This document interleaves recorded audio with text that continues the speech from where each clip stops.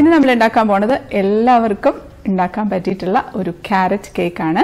ഈ ഒരു കേക്ക് നല്ല സോഫ്റ്റ് ആൻഡ് എക്സ്ട്രാ മോയ്സ്റ്റ് ആയിട്ടുള്ള ഒരു കേക്കാട്ടോ. തീർച്ചയായിട്ടും എല്ലാവർക്കും ഇഷ്ടപ്പെടും. ഇവ പ്ലം കേക്കൊക്കെ ഉണ്ടാക്കി ഒരുപാട് പേര് നല്ല ഫീഡ്ബാക്കാണ് തരുന്നത്. എന്നാൽ അതിനെ കഴിഞ്ഞും ഒരു പടി മുന്നിൽ നിൽക്കുന്ന ഒരു കേക്കാണ് എന്ന് വേണമെങ്കിൽ പറയാം. അത്രയ്ക്ക് ടേസ്റ്റ് ആയിട്ടുള്ള ഒരു കേക്കാട്ടോ. തീർച്ചയായിട്ടും ഉണ്ടാക്കി നോക്കണം. വളരെ ചിലവ് കുറഞ്ഞ രീതിയിലാണ് നമ്മൾ ഈ ഒരു കേക്ക് ഉണ്ടാക്കുന്നത്. കൂടുതൽ ചിലവുള്ള സാധനങ്ങളൊന്നും നമ്മൾ ഈ ഒരു കേക്കിൽ ഉപയോഗിച്ചിട്ടില്ല. എന്നാൽ നമ്മളിത് ഷോപ്പിൽ നിന്നൊക്കെ വാങ്ങിക്കുന്നതിലും നല്ല സോഫ്റ്റ് ആൻഡ് എക്സ്ട്രാ മോയ്സ്റ്റ് ആയിട്ടുള്ള നല്ല ടേസ്റ്റുള്ള ഒരു കേക്കാണ്. തീർച്ചയായിട്ടും എല്ലാവർക്കും ഇഷ്ടപ്പെടും. അപ്പോൾ എല്ലാവർക്കും ഉണ്ടാക്കാൻ വേണ്ടി നമ്മൾ ഓവനും ബീറ്ററും ഇല്ലാതെ മിക്സിയിലാണ് ഈ ഒരു കേക്ക് ഉണ്ടാക്കുന്നത്. അപ്പോൾ നമുക്കിനി എളുപ്പത്തിൽ തയ്യാറാക്കാൻ പറ്റിയ നല്ല അടിപൊളി ക്യാരറ്റ് കേക്കിന്റെ റെസിപ്പിയിലേക്ക് പോവാം. അപ്പോൾ നമ്മുടെ ക്യാരറ്റ് കേക്ക് ഉണ്ടാക്കാനായിട്ട് 2 ക്യാരറ്റ് എടുത്തു വെച്ചിട്ടുണ്ട്. 2 ആവശ്യം ഉണ്ടാവില്ല കേട്ടോ. നമുക്ക് 1 കപ്പ് ക്യാരറ്റ് ഗ്രേറ്റ് ചെയ്തത് മതി. അപ്പോൾ ക്യാരറ്റ് നന്നായിട്ട് കഴുകി തൊലിയൊക്കെ ഒന്ന് കളഞ്ഞതിന് ശേഷം ഗ്രേറ്റ് ചെയ്തെടുക്കാം. ഇതിപ്പം ഗ്രേറ്റ് ചെയ്തിട്ടുണ്ട്. ഇനി നമുക്ക് പഞ്ചസാര ഒന്ന് പൊടിച്ചെടുക്കണം. മിക്സിയുടെ ജാറിലേക്ക് 1 കപ്പ് പഞ്ചസാരയാണ് കേട്ടോ ചേർക്കുന്നത്. അതിലേക്ക് നമുക്ക് ഒരു 2 ഗ്രാമ്പു 2 മാത്രം മതി. അതോടെ ചേർത്ത് നന്നായിട്ടങ്ങ് പൊടിച്ചെടുക്കാം. ഇപ്പോൾ പലർക്കും കേക്ക് ഉണ്ടാക്കുന്ന സമയത്ത് മോൾ ഭാഗത്ത് നനവ് വരുന്നു എന്ന് പറയുന്നുണ്ട്. പഞ്ചസാര നന്നായിട്ട് പൊടിക്കാതെയാണ് ഇട്ടതെങ്കിൽ നന്നായിട്ട് അങ്ങ് മെൽറ്റ് ആവില്ല. അപ്പം നമ്മൾ കേക്ക് ബേക്ക് ചെയ്യുന്ന സമയത്ത് ബേക്കായി വരുമ്പോഴത്തേക്കും ആ നനവ് മുകളിലേക്ക് വരാനുള്ള ഒരു സാധ്യതയുണ്ട്. അപ്പോൾ അതുകൊണ്ടാണ് നമ്മൾ പഞ്ചസാര നന്നായിട്ട് പൊടിക്കണം എന്ന് പറയുന്നത്. ഇനി നമുക്ക് കേക്ക് ട്രേ ഒന്ന് റെഡിയാക്കണം. നമ്മൾ ഒരു സ്ക്വയർ ട്രേ ആട്ടോ ഞാൻ എടുത്തിട്ടുള്ളത്. അപ്പോൾ സ്ക്വയർ ട്രേയോ റൗണ്ട് ട്രേയോ ഏത് ട്രേ ആയാലും കുഴപ്പമില്ല. നമ്മൾ കാരറ്റേറ്റ്സ് കേക്ക് ചെയ്ത പോലെ ഓവൽ ഷേപ്പിലുള്ളതായാലും അതെന്തായാലും കുഴപ്പമൊന്നുമില്ല. ഓയിൽ ഒന്ന് ഗ്രീസ് ചെയ്തിട്ട് ബട്ടർ പേപ്പർ വെച്ച് ഒന്നും കൂടെ ഒന്ന് ഗ്രീസ് ചെയ്തെടുക്കുകയാണ്. അപ്പോൾ ഓയിൽ ഗ്രീസ് ചെയ്യുമ്പോൾ പ്രത്യേകിച്ച് ശ്രദ്ധിക്കണം, ഒരുപാടായി പോകരുത്. ഒരുപാടായാലും അത് ക്രിസ്പി ആയി പോകും സൈഡൊക്കെ. പിന്നെ ഇത് അത്യാവശ്യം ഹൈറ്റുള്ള കേക്ക് ട്രേ ആണ് കേട്ടോ. 5 ഇഞ്ച് വീതിയും 2.5 ഇഞ്ച് ഹൈറ്റുള്ള ഒരു കേക്ക് ട്രേ ആണ്. ഇനി നമുക്ക് ഡ്രൈ ഇൻഗ്രീഡിയൻസ് ഒന്ന് മിക്സ് ചെയ്തെടുക്കാം. അതിനുവേണ്ടി 1 കപ്പ് മൈദയാണ് എടുക്കുന്നത്. അപ്പോൾ 1 കപ്പ് മൈദയിൽ നിന്ന് ഞാൻ 1 ടേബിൾ സ്പൂൺ മൈദ അങ്ങ് എടുത്ത് മാറ്റുന്നുണ്ട്. അതിന് പകരമായിട്ട് 1 ടേബിൾ സ്പൂൺ കോൺഫ്ലോർ ആണ് ചേർത്ത് കൊടുക്കുന്നത്. ഇപ്പോൾ കോൺഫ്ലോർ ഇല്ലാന്നുണ്ടെങ്കിൽ കുഴപ്പമൊന്നുമില്ല, മൈദ മാത്രമായിട്ട് എടുത്താലും മതി. പക്ഷേ കോൺഫ്ലോറും കൂടി ഇടുകയാണെന്നുണ്ടെങ്കിൽ നല്ലൊരു ടെക്സ്ചറൊക്കെ കിട്ടും. അതിന് വേണ്ടിയാട്ടോ ഇടുന്നത്. അപ്പോൾ അതും കൂടി ഇടുമ്പം കറക്റ്റ് 1 കപ്പ് തന്നെ ആയിട്ടുണ്ട്. നമുക്കത് അരിപ്പയിലേക്ക് ഇട്ട് കൊടുക്കാം. അതിലേക്ക് നമുക്ക് 1 ടീസ്പൂൺ ബേക്കിംഗ് പൗഡർ ചേർത്ത് കൊടുക്കാം. 1/4 ടീസ്പൂൺ ബേക്കിംഗ് സോഡ, 1/4 ടീസ്പൂണിന്റെ പകുതി അതായത് 1/8 ടീസ്പൂൺ ഉപ്പ് ചേർത്ത് കൊടുക്കുകയാണ്. ഇതെല്ലാം കൂടെ ഒന്ന് നന്നായിട്ടൊന്ന് മിക്സ് ചെയ്ത് ഒരു 3 പ്രാവശ്യം ഒന്ന് അരിച്ച് മാറ്റി വെക്കാം. ഇനി നമ്മൾ ഈ ഒരു ക്യാരറ്റ് കേക്ക് ഉണ്ടാക്കുന്നത് മിക്സിയിലാണ്. അപ്പോൾ എല്ലാവർക്കും ചെയ്യാമല്ലോ, ക്രിസ്മസ് ഒക്കെ അല്ലേ. അപ്പോൾ എല്ലാവർക്കും കേക്കൊക്കെ ഒന്ന് കഴിക്കണം എന്ന് ആഗ്രഹം ഉണ്ടാവില്ലേ. മിക്സിയിലേക്ക് നമുക്ക് 2 മുട്ട പൊട്ടിച്ചൊഴിച്ചു കൊടുക്കാം. ഇതിപ്പം അടിക്കുമ്പോൾ ഒരുപാട് സമയമൊന്നും അടിക്കേണ്ട. ഒന്ന് ജസ്റ്റ് ലോ സ്പീഡിലിട്ട് അങ്ങ് ഹൈ സ്പീഡിലേക്ക് ആക്കി നന്നായിട്ടൊന്ന് പതപ്പിച്ചങ്ങ് എടുത്താൽ മതി. അതൊന്ന് അടിച്ചിട്ട് വരട്ടെ. അപ്പോൾ നന്നായിട്ട് പതഞ്ഞ് വന്നിട്ടുണ്ട്. അതിലേക്ക് 1 ടീസ്പൂൺ വാനില എസൻസും കൂടെ ചേർത്ത് നന്നായിട്ടൊന്ന് അടിച്ചെടുക്കാം. ഇനി നമുക്ക് അതിലേക്ക് ഒരു 1/2 കപ്പ് സൺഫ്ലവർ ഓയിൽ ചേർത്ത് കൊടുക്കുകയാണ്. അതിൻ്റെ കൂടെ തന്നെ നമുക്ക് പഞ്ചസാര പൊടിച്ചു വെച്ചിരിക്കുന്ന പഞ്ചസാരയും കൂടെ ചേർത്ത് അടിച്ചെടുക്കാം. ഓയിലും പഞ്ചസാരയൊക്കെ ചേർത്തതിന് ശേഷം ഹൈ സ്പീഡിലിടണ്ട, ലോ സ്പീഡിലിട്ട് നന്നായിട്ടൊന്ന് അടിച്ച് മിക്സ് ആക്കി എടുത്താൽ മതി. അപ്പോൾ അതൊന്ന് നന്നായിട്ട് അടിച്ച് മിക്സ് ആക്കി എടുത്തിട്ടുണ്ട്. നമുക്കൊരു ബൗളിലേക്ക് ഇട്ട് കൊടുക്കാം. പിന്നെ ഇതിലേക്ക് നമുക്ക് ഡ്രൈ ഇൻഗ്രീഡിയൻസ് മൈദ മിക്സ് ചെയ്ത് വെച്ചില്ലേ, അത് കുറേശ്ശായിട്ട് ഇട്ടിട്ട് ഒന്ന് മിക്സ് ചെയ്തെടുക്കാം. അപ്പോൾ മിക്സ് ചെയ്യാനായിട്ട് നമുക്ക് വിസ്ക് വെച്ചിട്ടോ അല്ലെങ്കിൽ സ്പാച്ചുല വെച്ചിട്ടും മിക്സ് ചെയ്യാം കേട്ടോ. വിസ്ക് വെച്ചിട്ടാകുമ്പം അധികം കട്ടയില്ലാതെ നമുക്ക് മിക്സ് ചെയ്തെടുക്കാൻ പറ്റും. അപ്പോൾ ഞാൻ പലപ്പോഴും പറഞ്ഞിട്ടുണ്ട്, ഇതുപോലൊരു വിസ്ക് ഉണ്ടെന്നുണ്ടെങ്കിൽ നമുക്ക് ബീറ്ററൊന്നും ഇല്ലെങ്കിലും കുഴപ്പമൊന്നുമില്ല. ഇത് ഞാൻ മിക്സ് ചെയ്യുന്നത് വളരെ പതുക്കെയാണ് കേട്ടോ. കുത്തിയൊന്നും ഇളക്കരുത്, വളരെ പതുക്കെ വേണം മിക്സ് ചെയ്തെടുക്കാനായിട്ട്. കുറേശ്ശെ ഒരു 3-4 പ്രാവശ്യമായിട്ട് മൈദയുടെ കൂട്ടിട്ടിട്ട് മിക്സ് ചെയ്തെടുക്കാം. അപ്പം മിക്സ് ചെയ്തിട്ടുണ്ട്. ഇത് മുഴുവൻ ഇട്ടിട്ടില്ല, കുറച്ച് മൈദ ബാക്കി വെച്ചിട്ടുണ്ട്.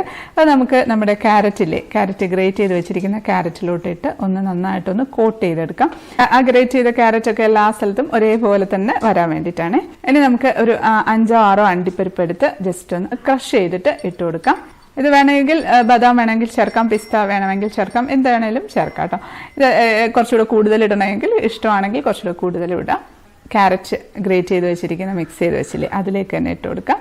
എല്ലാം കൂടെ ഒന്ന് മിക്സ് ചെയ്യാണ്. ഇനി നമുക്ക് ഈ മിക്സ് ചെയ്ത് വെച്ചിരിക്കുന്ന ബാറ്ററിലേക്ക് 1 ടേബിൾ സ്പൂൺ പാല്, ഇളം ചൂടുള്ള പാലാട്ടോ ഒഴിച്ചു കൊടുക്കുന്നത്. അതൊഴിച്ചിട്ട് ഒന്ന് മിക്സ് ചെയ്യാം. വളരെ പതുക്കെ മിക്സ് ചെയ്താൽ മതി.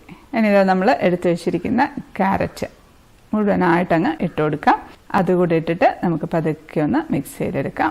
ഞാനൊരു സ്പാച്ചുല എടുക്കുകയാണ്. ആ സ്പാച്ചുല കൊണ്ട് നന്നായിട്ടങ്ങ് ഫോൾഡ് ചെയ്ത് അങ്ങ് എടുക്കാം. വിസ്ക് വെച്ചിട്ട് ചെയ്താലും മതി കേട്ടോ, കുഴപ്പമൊന്നുമില്ല. ഇപ്പോൾ സൈഡിലൊക്കെ ഇരിക്കുന്നതെല്ലാം കൂടെ ഒന്ന് എടുത്ത് മിക്സ് ചെയ്യുന്നേ ഉള്ളൂ. അപ്പോൾ ഇതെല്ലാം മിക്സ് ആക്കിയിട്ടുണ്ട്. ഇനി നമുക്ക് നമ്മുടെ ബാറ്റർ ട്രേയിലേക്ക് ഒഴിച്ചു കൊടുക്കാം. ഈ ഒരു കൺസിസ്റ്റൻസി മതി കേട്ടോ. ഒരുപാട് ലൂസുമായി പോകരുത്, ഒരുപാട് തിക്കും ആവരുത്. ഒരുപാട് തിക്കാണെങ്കിൽ നമ്മുടെ കേക്ക് അത്രയ്ക്ക് അങ്ങോട്ട് സോഫ്റ്റ് ആൻഡ് സ്പോഞ്ചി ആവില്ല. ഒരുപാട് ലൂസ് ആണെന്നുണ്ടെങ്കിൽ ക്യാരറ്റ് ഒക്കെ ചിലപ്പോൾ അടിയിലോട്ടൊക്കെ ആയി പോകാൻ സാധ്യതയുണ്ട്. നമുക്കൊരു സ്ക്വയർ വെച്ച് നന്നായിട്ടൊന്ന് മിക്സ് ചെയ്ത് കൊടുക്കാം. എയർ ബബിൾസ് ഒക്കെ ഒന്ന് പോകാനാണ്. എന്നിട്ട് നമുക്ക് നന്നായിട്ടൊന്ന് ടാപ്പ് ചെയ്ത് കൊടുക്കാം. നന്നായിട്ട് ടാപ്പ് ചെയ്ത് കൊടുക്കണം കേട്ടോ. ഇല്ലാന്നുണ്ടെങ്കിൽ കേക്കിന് ഉള്ളിലൊക്കെ ഹോൾസ് വരാൻ സാധ്യതയുണ്ട്. ഇതിപ്പം നമ്മുടെ ഓവൻ സെറ്റപ്പ് ഒരു 10 മിനിറ്റ് ആയിട്ട് പ്രീ ഹീറ്റ് ചെയ്തുകൊണ്ടിരിക്കുകയാണ്. മീഡിയം ഫ്ലെയിമിൽ തന്നെ പ്രീ ഹീറ്റ് ചെയ്യുകയാണ്. സാധാരണ ഒരു അലുമിനിയം പാത്രമാണ്. അതിലൊരു റിങ് വെച്ചിട്ടുണ്ട്. അതിന് മുകളിൽ ഒരു പ്ലേറ്റ് കമത്തി വെച്ചതാണ്. ഇത് നമ്മുടെ ബേക്കിംഗ് ട്രേ ഇരിക്കാനായിട്ട് നമുക്ക് പതുക്കെ ബേക്കിംഗ് ട്രേ വെച്ച് കൊടുക്കാം. ഇത് അടച്ചു വെച്ചിട്ട് ഒരു 30 മിനിറ്റ് മുതൽ 45 മിനിറ്റ് വരെ ബേക്ക് ചെയ്തെടുക്കാം. അതിപ്പം തീയുടെ ചൂടിനനുസരിച്ചും ഈ ബേക്കിംഗ് ട്രേയുടെ വലുപ്പത്തിനനുസരിച്ചൊക്കെ കേക്ക് ബേക്കായി വരുന്നതിൻ്റെ ടൈം വ്യത്യാസപ്പെട്ടിരിക്കും കേട്ടോ. അപ്പോൾ റൗണ്ട് ട്രേ കുറച്ചുകൂടെ വലിയ 6 ഇഞ്ചിൻ്റെ 7 ഇഞ്ചിൻ്റെ ഒക്കെ ട്രേ ആണെന്നുണ്ടെങ്കിൽ ഇതിനെ കഴിഞ്ഞും പെട്ടെന്ന് തന്നെ ആയി കിട്ടും. അപ്പോൾ അത് ആ ഒരു കേക്കിൻ്റെ സ്മെല്ല് വരുന്നുണ്ടോ എന്നൊന്ന് ശ്രദ്ധിച്ചാൽ മതി. കേക്കിൻ്റെ നല്ല സ്മെല്ല് വരുമ്പോൾ ജസ്റ്റ് ഒന്ന് തുറന്ന് നോക്കി സ്ക്വയർ കൊണ്ട് കുത്തി നോക്കുക. ആയിട്ടില്ല എന്നുണ്ടെങ്കിൽ ഒന്നുകൂടെ അടച്ചു വെച്ചാൽ മതി. ഒരു 30 മിനിറ്റ്സ് ഒക്കെ ആകുമ്പോഴത്തേക്കും അതിന് ശേഷം നോക്കിയാൽ മതി കേട്ടോ. ആ ഒരു ടൈമിലൊക്കെ ആവുള്ളൂ.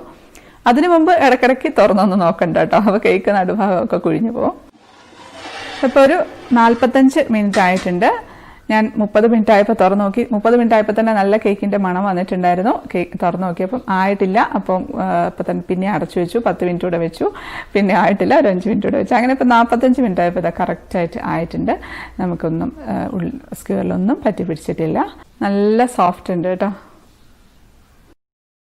അതെടുത്ത് തണുക്കാനായിട്ട് മാറ്റി വെക്കാം.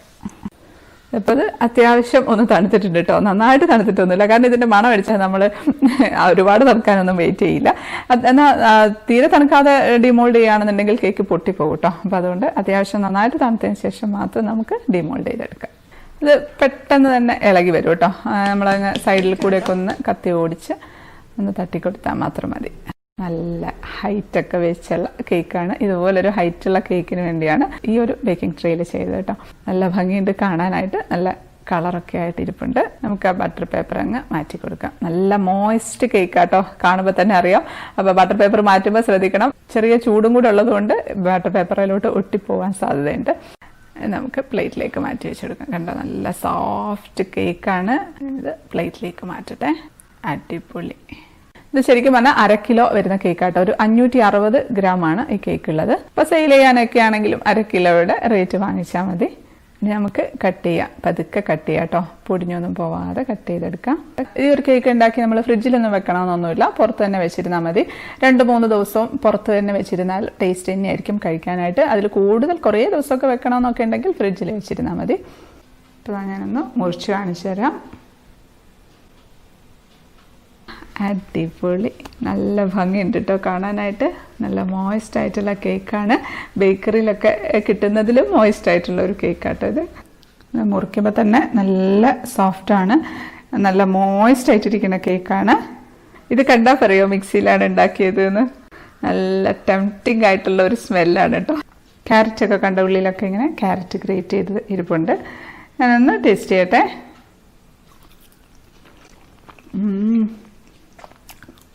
എന്താ പറയുക, നല്ല മോയിസ്റ്റ് ആയിട്ടുള്ള നല്ല ടേസ്റ്റുള്ള ഒരു കേക്കാട്ടോ. തീർച്ചയായിട്ടും എല്ലാവർക്കും ഇഷ്ടപ്പെടും.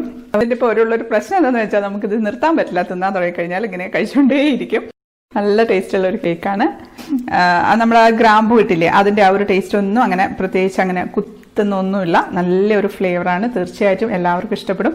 കുട്ടികൾക്കൊക്കെ ഇഷ്ടപ്പെടും കേട്ടോ. കാഷ്യൂ നട്ട്സൊക്കെ വേണമെങ്കിൽ കുറച്ചുകൂടി ഒക്കെ ഇടാം കേട്ടോ. ഞാൻ അധികം ഇട്ടിട്ടില്ല. ഒരു 6 ഒക്കെ ഇട്ടിട്ടുള്ളൂ. കുഴപ്പമില്ല, അത് മതി. ഇടയ്ക്കിടയ്ക്ക് ഇങ്ങനെ കാഷ്യൂ നട്ട്സ് കടിക്കാൻ കിട്ടുന്നു. എല്ലാം കൂടി അടിപൊളി കേക്കാണ്. അപ്പം ക്രിസ്മസിനൊക്കെ എല്ലാവർക്കും കേക്കുണ്ട്. ക്രീമൊന്നും എല്ലാവരുടെ അടുത്ത് ഉണ്ടായിക്കൊള്ളുന്നില്ല. അപ്പം എല്ലാവർക്കും കിട്ടുകയില്ല. അപ്പം ഈ ഒരു കേക്ക് ഓവനും ബീറ്ററും ഒന്നും ഇല്ലാതെ മിക്സിയിലാണ് ഉണ്ടാക്കിയിരിക്കുന്നത്. അതുകൊണ്ട് ആർക്ക് വേണേലും എളുപ്പത്തിൽ തയ്യാറാക്കാം. 1 കപ്പ് ക്യാരറ്റും കൂടെ വേണം, അത്രയല്ലേ ഉള്ളൂ. എല്ലാം വളരെ ചിലവ് കുറഞ്ഞ സാധനങ്ങളൊക്കെ തന്നെയാണ്. നമ്മൾ കൂടുതൽ ചിലവുള്ളതൊന്നും എടുത്തിട്ടുമില്ല. അപ്പം അത് എല്ലാവരും ഉണ്ടാക്കി നോക്കണം. ഫീഡ്ബാക്ക് അറിയിക്കണം. അപ്പോൾ ഈ ഒരു വീഡിയോ ഇഷ്ടപ്പെട്ടു എന്ന് വിശ്വസിക്കട്ടെ. ഇഷ്ടപ്പെട്ടാൽ ലൈക്ക് ചെയ്യാനും കമൻറ്റ് ചെയ്യാനും ഷെയർ ചെയ്യാനും ഒന്നും മറക്കല്ലേ. സബ്സ്ക്രൈബ് ചെയ്യാത്തവർ ഒന്ന് സബ്സ്ക്രൈബ് ചെയ്തേക്കണേ. അപ്പോൾ നമുക്ക് അടുത്തൊരു അടിപൊളി റെസിപ്പി ആയിട്ട് കാണാം. അതുവരേക്കും stay happy, stay positive. By.